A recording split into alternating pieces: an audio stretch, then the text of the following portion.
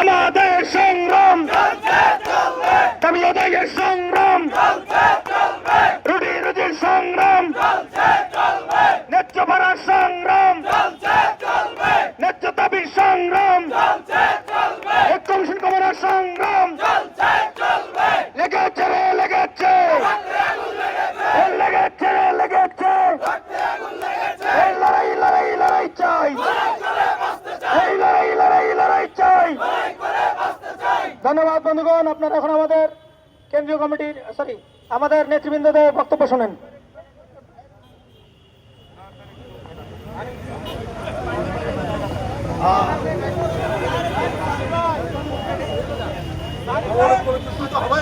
আসসালামু আলাইকুম।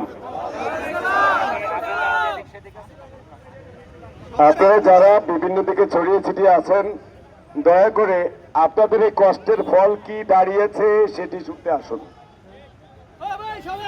তার আগে আমি আপনাদেরকে একটু ছোট্ট করে প্রশ্ন করি।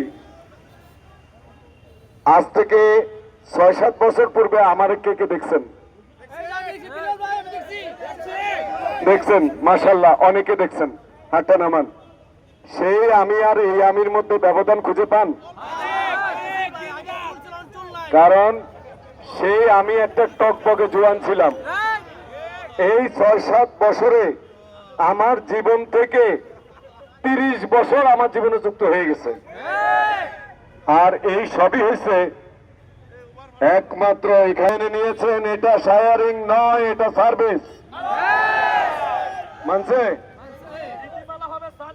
এবার সার্ভিসের নীতিমালা হবে। আমরা জলযন্ত্র সার্ভিস দিচ্ছি। কুমিল্লাকে আমরা খালি যাই না যাত্রী নিয়ে যাই? যদি খালি যেতাম, যা পাইতাম তাই তো লাভ হইতো। ওইটা হলো শেয়ারিং। আর আমি শুধু কুমিল্লা যাচ্ছি টাকার জন্য, এটা কোনোভাবে শেয়ারিং না, এটা service. We are everybody service holder. আমরা আমাদের সার্ভিসের ন্যায্যতা চাই, ইনশাল্লাহ সেটি আদায় হবে। আপনারা নিশ্চয়ই অপেক্ষা আছেন যে ভাই খবর কি সেটা বলেন। আমি বুঝি, আমার নিজেরই বারবার আমি জিজ্ঞেস করি, আমি বুঝবো, কথা আবার লাগবো। সামারি, আগামী রবিবার অর্থাৎ কালকে কি বার? তারপর দিন শুক্র, তারপর দিন শনি, তারপর দিন রবি। রবিবারে কোম্পানির সর্বোচ্চ মহলে সিদ্ধান্ত গ্রহণকারী ব্যক্তিরা এখানে আসবেন।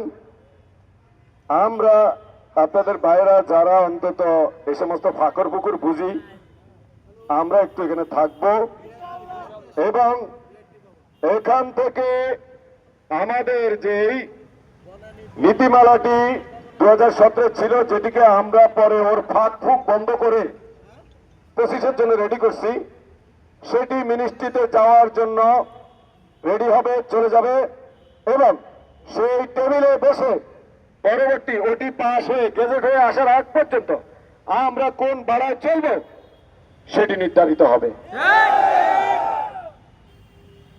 সন্তুষ্ট হয়ে না যদি তা না হয়, তারপরের বুধবারে আবার আপনারা আসবেন।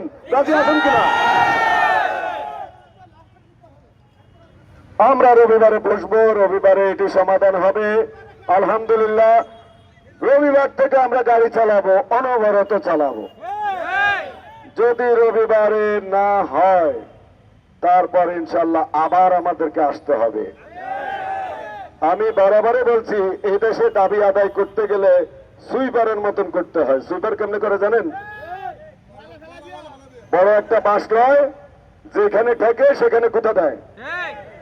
ওই গুঁতা দিয়ে ওই জায়গাটা ছুটাইলে তারপর আরেক সামনে যায় ঠেকে, সামনে যায় আবার গুঁতা দেয়। এইভাবে জায়গায় জায়গায় যেখানে ঠেকবে সেখানে গুঁতা দিতে হবে।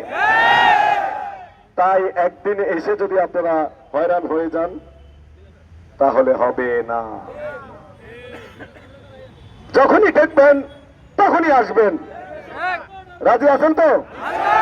তাহলে আজকে আমরা ইনশাল্লাহ শান্তিপূর্ণভাবে একটা তৃপ্তি নিয়ে গেলাম যে আমরা আমাদের ন্যায্যতা ইনশাল্লাহ পেয়ে যাব আগামী 1 সপ্তাহের মধ্যে। ধন্যবাদ সবাই।